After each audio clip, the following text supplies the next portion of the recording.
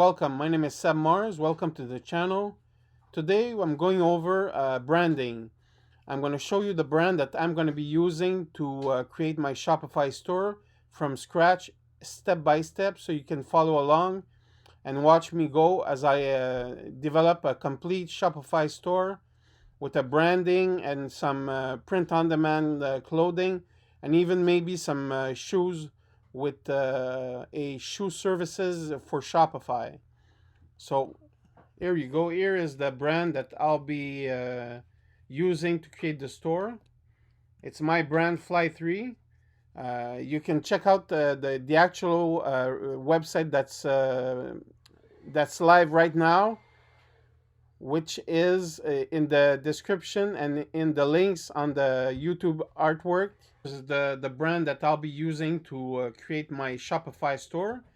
Like I said, I already have a store that was made with WordPress, but I don't like WordPress. It's not great.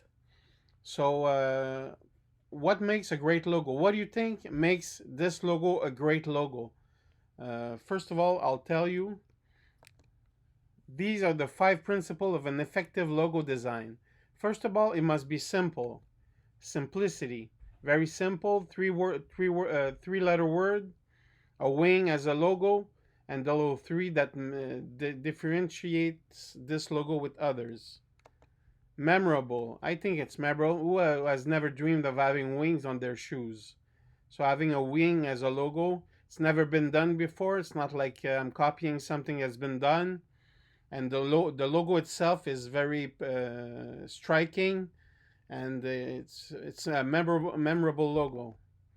It's timeless. It's not gonna get old. It's not gonna get old, and that's it.